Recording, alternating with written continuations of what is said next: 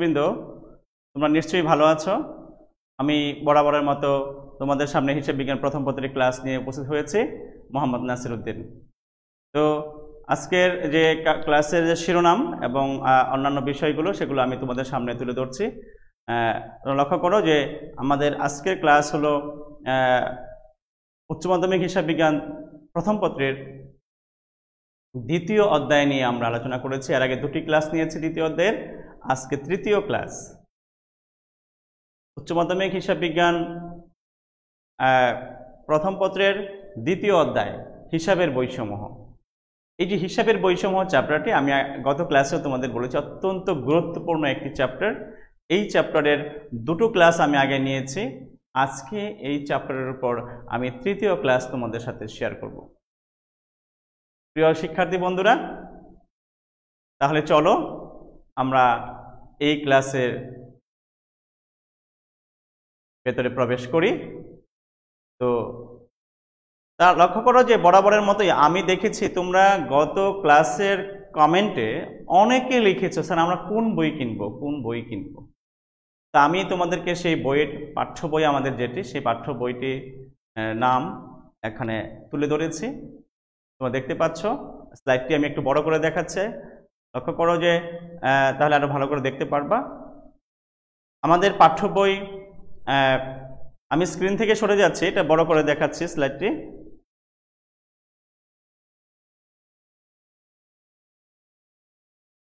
হ্যাঁ, আমাদের পাঠ্য বইটি হলো হিসাব বিজ্ঞান প্রথম পত্র, মিলেনিয়াম প্রকাশনীর। আমি দীপক কুমার বিশ্বাস এবং অন্যান্য তাদের সাথে আমি আছি, আমি মোহাম্মদ নাসির উদ্দিন। তোমরা এই প্রথম পত্র এবং দ্বিতীয় পত্র এই বইটি তোমরা সংরক্ষণে রাখবে এবং আশা করি ভালো ফলাফল করতে পারবে প্র্যাকটিস করলে, অনুসরণ করলে। তো আমরা ক্লাসে চলে যাচ্ছি। আমাদের আজকের যে ক্লাস সেটি হলো যে জাবেদা। হ্যাঁ, আমরা জাবেদা নিয়ে আজকে আলোচনা করব, ঠিক আছে? তো প্রশ্ন হতে পারে জাবেদা কি, জাবেদা কাকে বলে? তো প্রিয় বন্ধুরা, তোমরা যারা কমার্স থেকে এখানে ভর্তি হয়েছো, এই কমার্সে মানে বিজনেস স্টাডিজ থেকে এসএসসিতে পাশ করে আবার বিজনেস স্টাডিজে এসেছো, তারা নিশ্চয়ই জানো জাবেদা কি। কিন্তু আমাদের একটি বৃহৎ অংশ সায়েন্স থেকে অথবা আর্টস থেকে এখানে এসে ভর্তি হয়েছে। তো যারা সায়েন্স থেকে এসে ভর্তি হয়েছে বা আর্টস থেকে এসে ভর্তি হয়েছে, তারা কিন্তু এই বিষয়টি জানে না জাবেদা কি। তো তাদের উদ্দেশ্যে আমি বলছি, জাবেদা হলো হিসাবের প্রতিটি যে লেনদেন আছে সেই লেনদেনগুলোকে ডেবিট ক্রেডিট বিশ্লেষণ করে ব্যাখ্যা সহকারে উপস্থাপন করা। হিসাবের একটি লেনদেন, সেই লেনদেনগুলোকে আমরা কি করব, ডেবিট এবং ক্রেডিট নির্ণয় করে ব্যাখ্যা সহ বা কারণ সহ উপস্থাপন করা যে প্রক্রিয়া, তাকে আমরা জাবেদা বলবো। তো জাবেদার একটি ছক, নির্ধারিত ছক আছে, সেই ছকটি আমি তোমাদের সামনে তুলে ধরছি। জাবেদার একটি নির্ধারিত ছক আছে, সেই ছকটি আমি তুলে ধরেছি।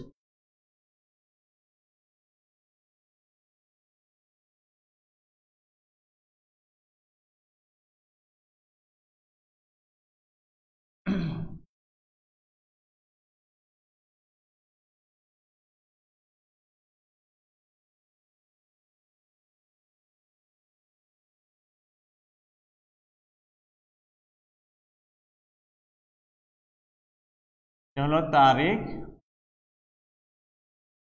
বিবরণ, খতিয়ান পৃষ্ঠা,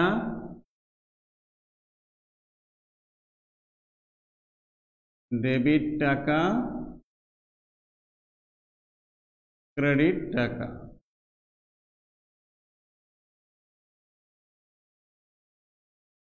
আর আমরা এখানে লিখব জাবেদা।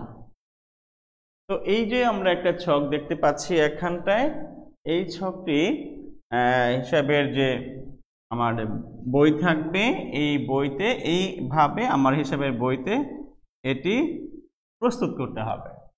এটি হলো জাবেদার একটি প্রেসক্রাইব ছক। তো এখন ধরে নাও আমরা যে কোম্পানির হিসাব রাখবো সেই কোম্পানির একটা নাম থাকবে, সেই প্রতিষ্ঠানের একটা নাম থাকবে, সেই নামটি এখানে হবে। ধরে নিই আমি যে ABC, হ্যাঁ, ABC এন্টারপ্রাইজ।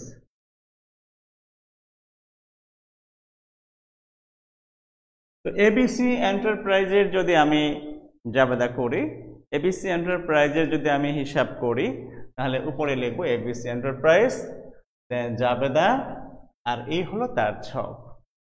প্রিয় শিক্ষার্থী বন্ধুরা, তোমরা নিশ্চয়ই বুঝতে পারছো জাবেদার ছক কিভাবে করতে হবে। এখন আমরা কি করব, প্রতিটি লেনদেনকে তারিখের ক্রম অনুসারে এখানে লিখতে হবে।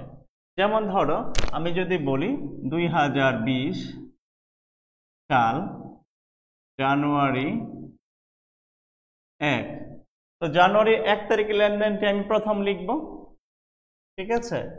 তারপরে জানুয়ারি 1 তারিখ লেনদেন লেখার পরে আমি জানুয়ারির 2 তারিখে যদি কোনো লেনদেন থাকে সেটি লিখব, তারপরে 3 তারিখ লেনদেন থাকলে সেটি লিখব, অর্থাৎ তারিখের ক্রম অনুযায়ী লিখব, ঠিক আছে।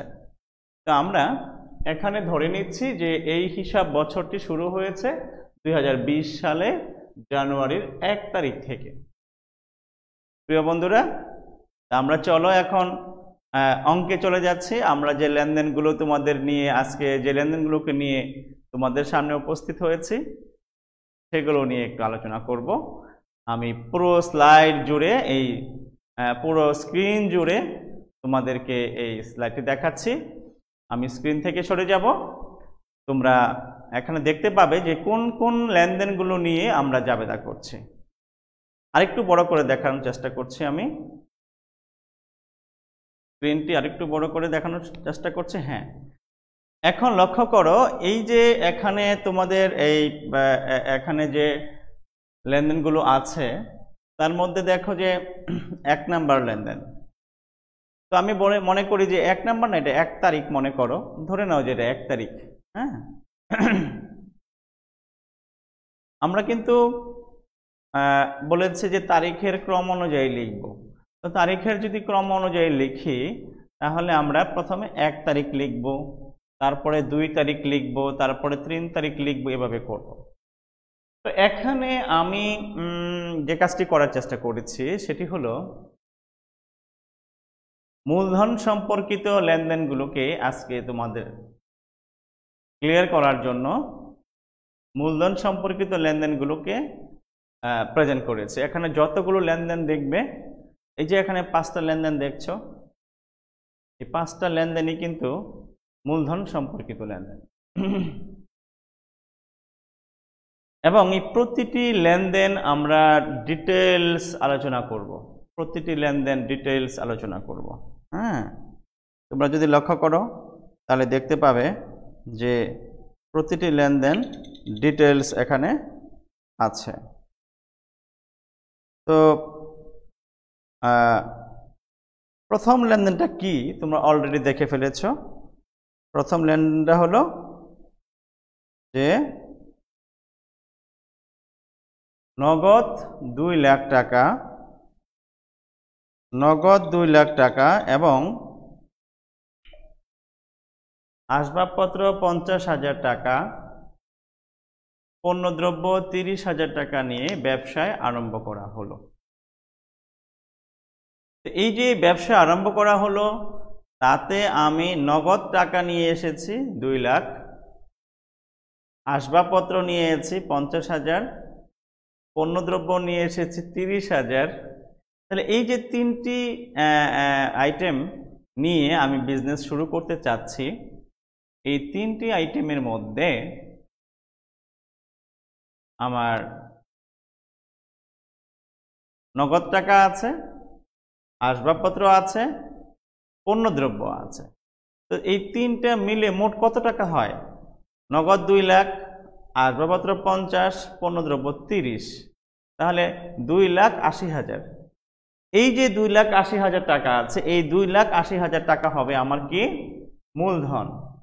আমরা হিসাবের খাতায় আমি যখন এখানে লিখব আমি যখন বোর্ড ইউজ করব তখন আমি দেখব যে এখানে আমি নগদ টাকা নিয়ে এসেছি, তো নগদান হিসাব হবে এখানে ডেবিট। নগদান হিসাব কি হবে? ডেবিট। কেন ডেবিট হবে নগদান হিসাব? কেন নগদান হিসাব ডেবিট হবে? আমরা বলেছি যে এই নগদ টাকা নিয়ে আসার কারণে কি হয়েছে? সম্পদ বেড়েছে। সম্পদ বাড়লে ডেবিট হয়, তো নগদান হিসাব ডেবিট। এখানে নগদ টাকা নিয়ে এসেছে কত? 2 লাখ টাকা। নগদান হিসাব ডেবিট। আমরা আবার প্রশ্নটা দেখি, আবার স্লাইডটি দেখি। দেখো ওখানে আসবাবপত্র নিয়ে এসেছে কত টাকা? 50,000 টাকা। তাহলে আসবাবপত্র যদি ব্যবসা আরম্ভ করার সময় নিয়ে আসে তাহলে আমার আসবাবপত্র হিসাব ডেবিট হবে। আসবাবপত্র হিসাব ডেবিট হবে। আসবাবপত্র কত টাকা নিয়ে এসেছি? 50,000 টাকা। তাহলে আসবাবপত্র হবে কত? ডেবিট 50,000 টাকা। তারপরে দেখো আমি নিয়ে এসেছি কি? পণ্যদ্রব্য 30,000 টাকা। তো এই যে পণ্যদ্রব্য নিয়ে এসেছি, আমি এই স্লাইডটি দেখাচ্ছি। এই যে দেখো নগদ টাকা নিয়ে এসেছি 2 লাখ, আমি কিন্তু খাতায় লিখেছি, বোর্ডে লিখেছি। আসবাবপত্র নিয়ে এসেছি 50,000, এটিও লিখেছি। পণ্যদ্রব্য নিয়ে এসেছি 30,000 টাকা, এটিও আমি লিখেছি। তো এখন এই যে পণ্যদ্রব্য নিয়ে এসেছি,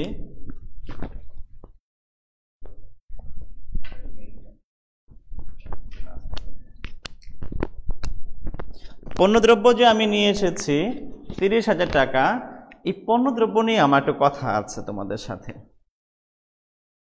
নগদ 2 লাখ টাকা, আসবাবপত্র 50,000 টাকা, এটি নিয়ে আমার কিন্তু মনে হয় খুব একটা অসুবিধা তোমাদের নাই। পণ্যদ্রব্য নিয়ে আমি একটু আলোচনা করতে চাই। প্রিয় শিক্ষার্থী বন্ধুরা, বোর্ড ফলো করো। পণ্যদ্রব্য যদি আমি নিয়ে আসি তাহলে আমার অনেক শিক্ষার্থী আছে পণ্যদ্রব্য হিসাব ডেবিট হবে। বলে কি? যে পণ্যদ্রব্য হিসাব ডেবিট হবে। আসলে এটি যদি আমি লিখি তাহলে ভুল হবে, ঠিক আছে? এটি লেখা যাবে না। পণ্যদ্রব্য হিসাব ডেবিট হবে না। পণ্যদ্রব্য সম্পদ নয়, এটি একটি পণ্য, এটি একটি ব্যয়। পণ্যদ্রব্য যদি নিয়ে আসে ব্যবসা আরম্ভ করার সময় তাহলে এখানে হবে ক্রয় হিসাব। পণ্যদ্রব্য নিয়ে আসলে কি হিসাব হবে? ক্রয় হিসাব। ক্রয় হিসাব যদি লিখি তাহলে এটা ব্যয় হয়ে যাবে। ক্রয় হিসাব লিখলে কি হবে? ব্যয় হবে। তাহলে ব্যয় যদি হয় তাহলে ডেবিট করতে হয় ব্যয়কে। পণ্যদ্রব্য থাকলে ডেবিট হয়। কি ডেবিট হবে? ক্রয় হিসাব ডেবিট হবে। নগদান হিসাব থাকলে নগদান হিসাব ডেবিট, এটি সম্পদ। আসবাবপত্র থাকলে আসবাবপত্র হিসাব ডেবিট, এটি সম্পদ। পণ্যদ্রব্য থাকলে আমি ক্রয় হিসাব লিখব। কি হিসাব লিখব? ক্রয় হিসাব। এটি ব্যয়। ক্রয় হিসাব কি? ব্যয়। তো ব্যয় হলে ডেবিট হবে। তো ক্রয় হিসাব ডেবিট। কত টাকা ক্রয় হিসাব? 30,000 টাকা। তাহলে লক্ষ্য করো, ক্রয় হিসাব ডেবিট আছে আমার কাছে 30,000 টাকা, আর পণ্যদ্রব্য হিসাব ডেবিট আছে,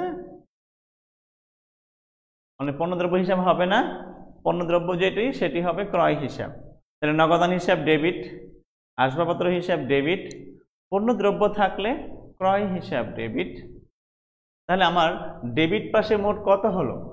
যোগ করো তো সবগুলো। তোমরা নিশ্চয়ই যোগ করে ফেলেছ। কত টাকা হয়? এই পুরো টাকাটা যেটি আমি ব্যবসা আরম্ভ করার সময় নিয়ে আসলাম, এই পুরো সবটুকু টাকাকে একসাথে বলবো আমি মূলধন হিসাব। কি হিসাব বলবো? সব টাকাগুলোকে একসাথে বলবো মূলধন হিসাব। মূলধন হিসাবে এখন যাবে এই তিনটি টাকার যোগফল, 2 লাখ 50 আর 30, 2,80,000 টাকা। এটি হলো আমার মূলধন। তাহলে আমার প্রিয় বন্ধুরা, নগদান হিসাব ডেবিট, আসবাবপত্র হিসাব ডেবিট। কেন? দুটো সম্পদ। পণ্যদ্রব্য নিয়ে ব্যবসা আরম্ভ করেছিল, তখন আমি বলেছি পণ্যদ্রব্য হিসাব থাকলে আমি বলবো ক্রয় হিসাব, তো সো ক্রয় হিসাব ডেবিট, হ্যাঁ, আর মূলধন হিসাব ক্রেডিট। এখন মূলধন হিসাবে কত টাকা হবে? ডেবিট পাশে যতগুলো আইটেম থাকবে সবগুলো আইটেম যোগ করে টোটাল অ্যামাউন্ট একসাথে আমি এখানে লিখব। ডেবিট পাশের সবগুলো আইটেম যোগ করে নিয়ে যত টাকা হবে সেটি আমি এখানে লিখব, ঠিক আছে? এখন আমি কি করব? একটা ব্যাখ্যা দিব। নগদ টাকা, আসবাবপত্র ও পণ্যদ্রব্য নিয়ে ব্যবসায় আরম্ভ করা হলো, ঠিক আছে? এই যে ব্যাখ্যাটা আমি লিখলাম, এই ব্যাখ্যাটা কিন্তু সঠিক হতে হবে। ব্যাখ্যা যদি কেউ ভুল করো তাহলে কিন্তু জাবেদাও ভুল হবে, অর্থাৎ তুমি পুরো মার্কস পাবে না। এখানে একটা কথা না বললেই নয়, প্রিয় শিক্ষার্থী বন্ধুরা, তোমরা পরীক্ষার খাতায় কি লেখো জানো? আমরা কিন্তু খাতা দেখি আর তখন নাম্বার দিতে পারি না।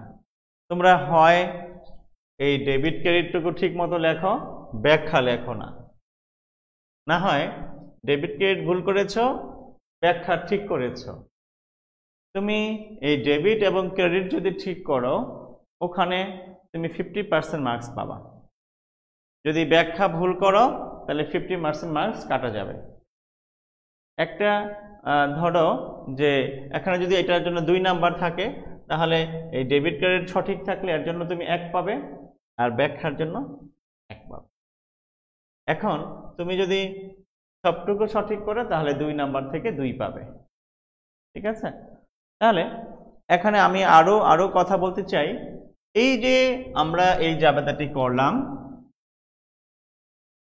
এখানে কিছু ডেবিট হয়েছে, কিছু ক্রেডিট হয়েছে।